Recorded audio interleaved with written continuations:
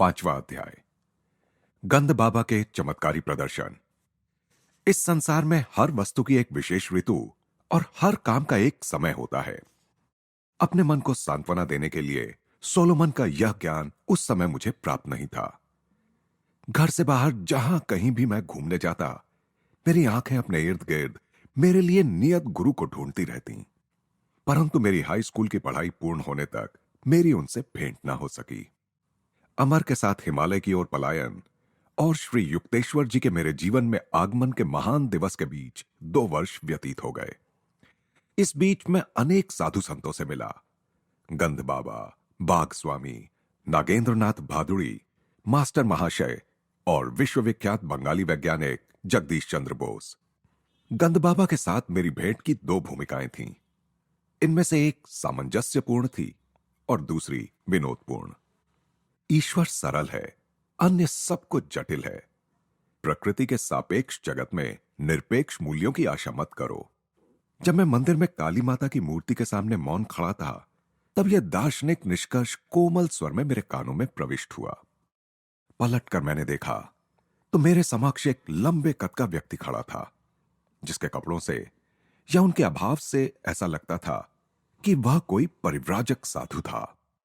आपने सचमुच मेरे विचारों के संभ्रम को जान लिया। मैं कृतज्ञतापूर्वक मुस्कुराया। प्रकृति के कल्याणकर और भयंकर रूपों की उलझन ने, जिनका प्रतीक काली है, मुझसे अधिक बुद्धिमान लोगों को भी असमंजस में डाल दिया है। बहुत ही कम लोग उसके रहस्य का भेद पाते हैं। अच्छा और बुरा तो प्रत्येक मनुष्य की बुद्धि को चुनौती देने वाली वह पहेली है, जिसे जीवन ने उसके सामने एक स्फिंक्स की भांति रख दिया है। इस पहेली को सुलझाने का कोई प्रयास भी किए बिना अधिकांश लोग अपनी मृत्यु के रूप में इसका दंड भर देते हैं। यह दंड आज भी उतना ही लागू होता है जितना थीप्स के दिनों में था। कभी कभार एकाध अत्यंत उच्च व्यक्तित्व पराजय अस्वीकार कर देता है। द्वैत की माया से वह अद्वैत का अविभाजित सत्य खींच लेता है। आपके शब्दों में दृढ़ विश्वास दिखता है महाराज। ज्ञान प्राप्ति के तीव्र दुखदायी मार्ग अर्थात सत्यनिष्ठ आत्म परीक्षण का मैंने दीर्घ काल तक अभ्यास किया है। आत्म परीक्षण या अपने विचारों पर निरंतर निर्मम दृष्टि रखना एक कठोर और झकझोरने वाला अनुभव है। यह बलवान से बलवान अहंकार को भी चूर चूर कर देता है, परंतु सच्चा आत्मविश्लेषण गणित के नियमों की भांति सिद्ध पुरुष उत्पन्न करने का कार्य करता है। अपने विचारों से अति प्रेम एवं व्यक्तिगत मान्यताओं में दृढ़ता का मार्ग अहंकारियों का निर्माण करता है, जो ईश्वर और सृष्टि की अपने ढंग से व्याख्या करना अपना अधिकार समझते हैं। मैंने कहा, ऐसी अहंकार युक्त मौलिकता के सामने तो सत्य निश्चित ही विनम्रता पूर्वक पीछे हट जाता है। मुझे इस चर्चा में आनंद आ रहा था। मनुष्य जब तक अपने दुराग्रहों से मुक्त नहीं हो जाता, तब तक वह किसी शाश्वत सत्य को नहीं समझ सकता। शताब्दियों से जमा हो रहे कीचड़ में सना मानवी मन असंख्य सांसारिक माया भ्रमों से व्याप्त घृणाजनक जीवन से भरपूर है। जब मनुष्य पहली बार अपने अंतः शत्रुओं का विरोध करता है, तब युद्ध क्षेत्र की भीषण लड़ाई भी फीकी पड़ जाती है। ये कोई साधारण मरने वाले शत्रु नहीं है, जिन्हें सुसज्जित सेनाओं की सहायता से काबू में किया जा सके। विषाक्त प्राणघातक अस्त्रों से सुसज्जित ये सर्वव्यापी अविराम कार्य करने वाले अंध वासनाओं के सिपाही मनुष्य का नींद में भी पीछा करते हुए हम सबको धराशायी कर देने का अवसर खोजते रहते हैं। वह मनुष्य विचारहीन है जो सर्व सामान्य नियति के आगे आत्मसमर्पण कर अपने आदर्शों का गला घोंट देता है। क्या उसे नपुंसक, निष्प्राण, मानव जाति पर कलंक के अतिरिक्त और कुछ कहा जा सकता है? पूज्यवर, क्या विभ्रांत, किंकर्तव्य विमूढ़ जनसाधारण के लिए आपके मन में कोई सहानुभूति नहीं है? साधु महाराज पल भर के लिए चुप रहे, फिर सीधा उत्तर देना टालकर बोले, अदृश्य ईश्वर जो सारे सद्गुणों का भंडार है और दृश्यमान मनुष्य जिसमें प्रायः एक भी सद्गुण नजर नहीं आता, इन दोनों से एक साथ प्रेम करना प्रायः व्यक्ति को चकरा देता है, परंतु विलक्षण बुद्धि का सामर्थ्य भी कम नहीं होता। अंतःकरण का शोध शीघ्र ही सब लोगों के मन की एकता को उजागर कर देता है, जो है स्वार्थी उद्देश्यों की समानता। कम से कम इस एक अर्थ में मानव की विश्व बंधुता का परिचय मिलता है। अहंकार को पूर्णतः पछाड़ देने वाला यह समानता का आविष्कार मनुष्य के मन में भयचकित विनम्रता उत्पन्न करता है। यह विनम्रता विकसित होते होते अपने उन जाति बांधवों के प्रति सहानुभूति में परिवर्तित हो जाती है जो आत्मा की निरामय कारणीय शक्तियों के अनुसंधान की ओर कोई ध्यान नहीं देते। महाराज, सब युगों के संत आप ही के समान जगत के दुखों से व्याकुल हुए हैं। साधु का उग्र रूप काफी सौम्य हो गया था।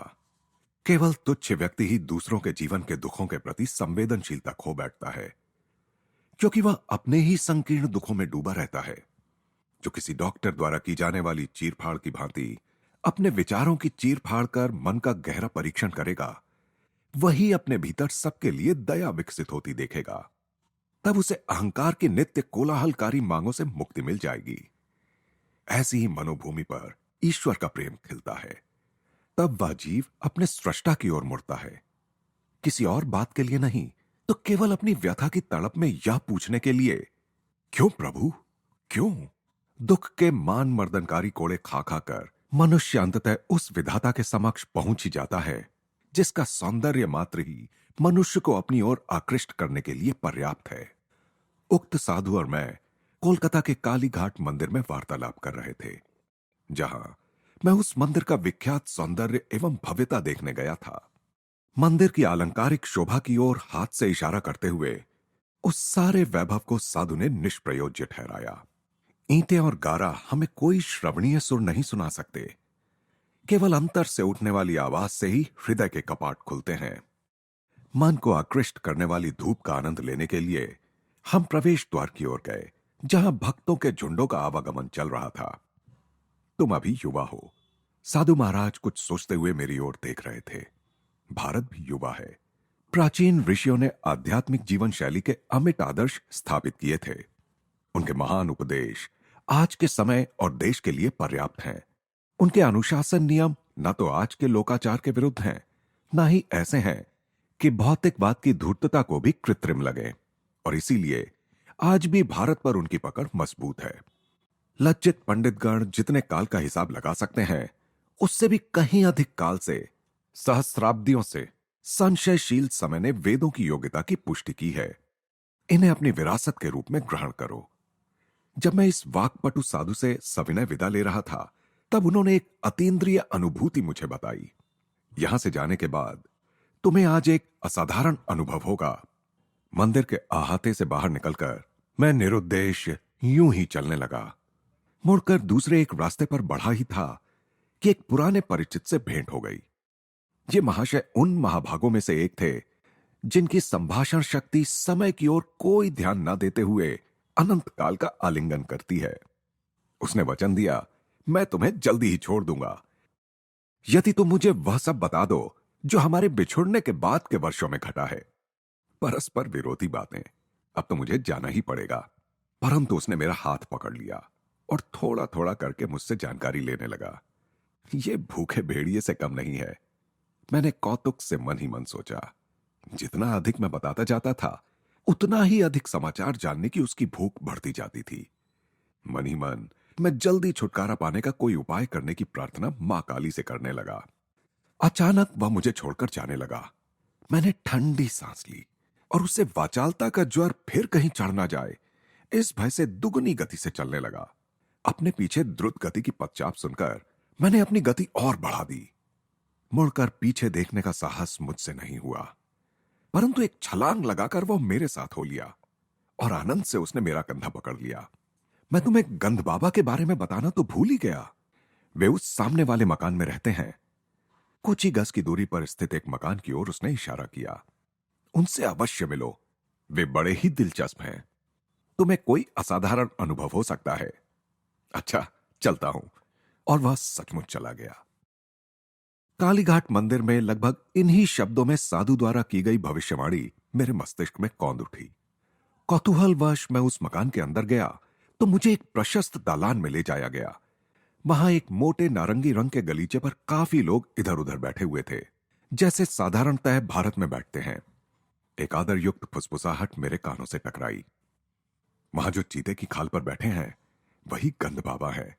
वे किसी गंधहीन फूल में किसी भी फूल की प्राकृतिक सुगंध भर सकते हैं, या किसी मुरझाए फूल को फिर से ताजा कर सकते हैं, या किसी मनुष्य की त्वचा से मनोरम सुगंध निकाल सकते हैं। मैंने सीधे उस संत की ओर देखा। उनकी दृष्टि भी उसी समय मुझ पर स्थिर हुई। वे कृष्णवर्ण और स्थूलकाय थे। उनके चेहरे पर दाढ़ी थी और आंखें बड़ी बड़ी तथा तेजस्वी थीं। बेटा, तुम्हें देखकर मैं प्रसन्न हुआ। बोलो, तुम्हें क्या चाहिए? कोई सुगंध चाहिए? किस लिए? मुझे उनकी बातें बचकानी सी लगीं। चमत्कारपूर्ण ढंग से सुगंध का आनंद लेने के लिए, सुगंध बनाने के लिए भगवान का उपयोग, तो उसमें क्या है? भगवान वैसे भी सुगंध तो बनाते ही हैं।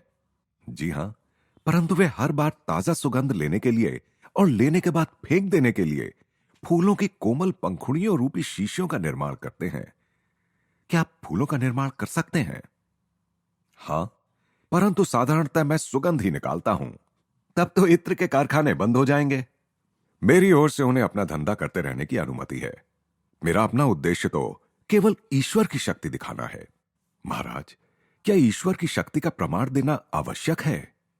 क्या वे सकल विश्व में सर्वत्र अपने चमत्कार नहीं कर रहे हैं?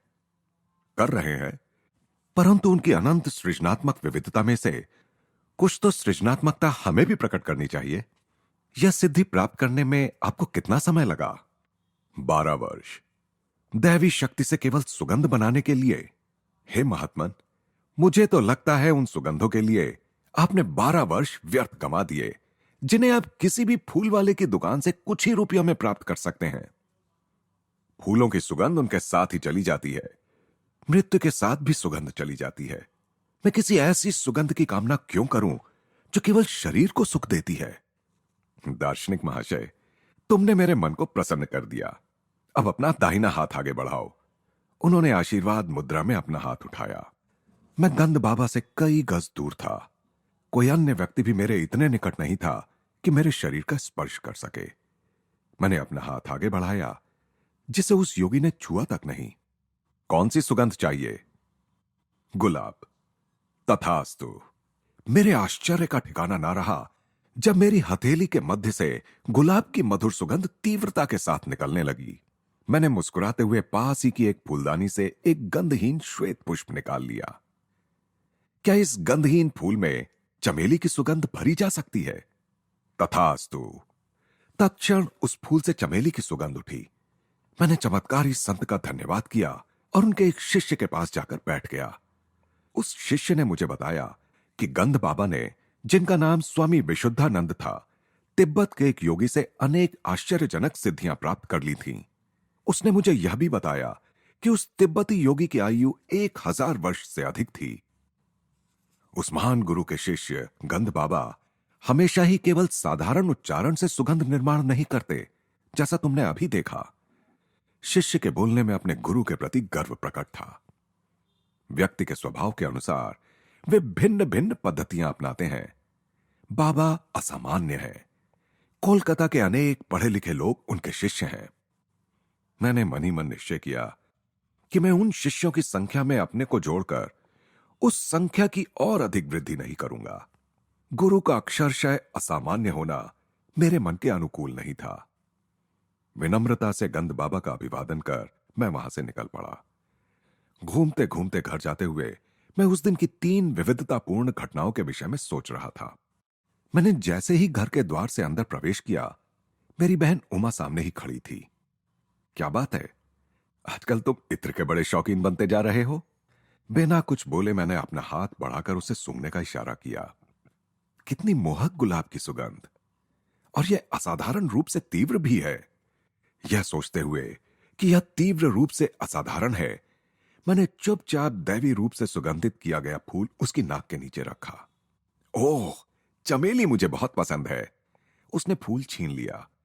जिस फूल के विषय में उसे अच्छी तरह ज्ञात था कि वह गंधहीन होता है, उसी फूल में से चमेली की सुगंध आते देखकर जैसे जैसे वह उसे सूंघती जाती थी, वैसे वैसे उसके चेहरे पर विनोदी लगने वाले संभ्रम के भाव प्रकट होते जाते थे।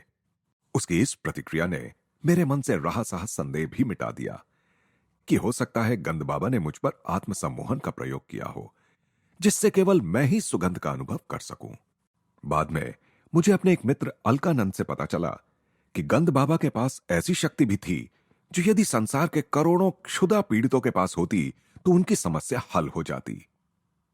बर्दवान में गंद बाबा के घर में उस समय सैकड़ों लोगों में मैं भी उपस्थित था। अलकानंद ने मुझे बताया, एक उत्सव था। योगी वर की ख्याति थी कि वे शून्य में से कुछ भी उत्पन्न कर सकते हैं, इसलिए मैंने हंसते हुए उनसे संतरे उत्पन्न करने का अनुरोध किया।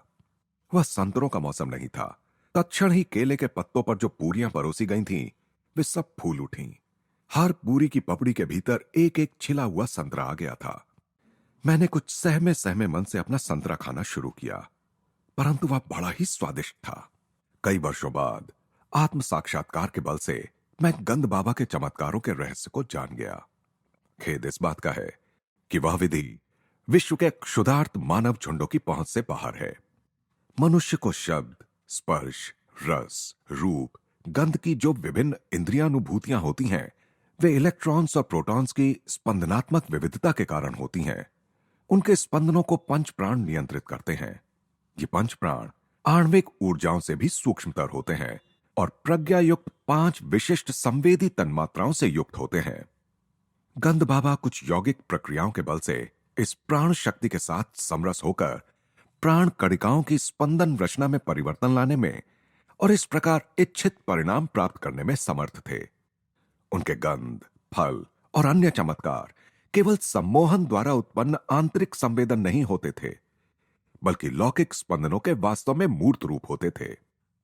सम्मोहन विद्या को डॉक्टरों द्वारा छोटी छोटी शल्य क्रियाओं में उन लोगों पर प्रयुक्त किया गया है जिनके लिए बेहोशी की दवाएं खतरनाक हो सकती हैं, परंतु जिन पर बार बार सम्मोहन का प्रयोग किया जाता है उनके लिए यह हानिकारक होता है। इसका हानिकारक मनोवैज्ञानिक परिणाम कालांतर में मस्तिष्क की कोशिकाओं की रचना में गड़बड़ उत्पन्न कर देता है। सम्मोहन दूसरे की चेतना के क्षेत्र में अनाधिकार प्रवेश है। इसके अस्थायी आभासों में और ईश्वरानुभूति संपन्न पुरुषों द्वारा किए गए चमत्कारों में कोई समानता नहीं है।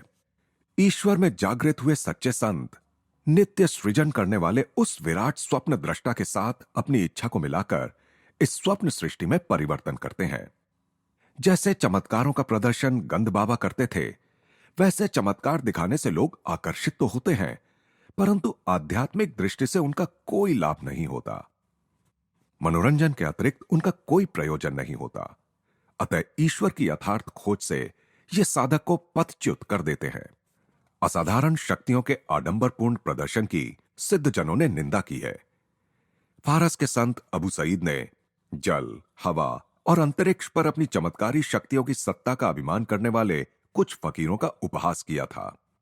अबू सईद ने सौम्यता से उपहास करते हुए कहा था, मेंढक भी पानी में आराम से रह सकता है, चील कौवे आसानी से हवा में उड़ सकते हैं, शैतान पूर्व में भी है और पश्चिम में भी।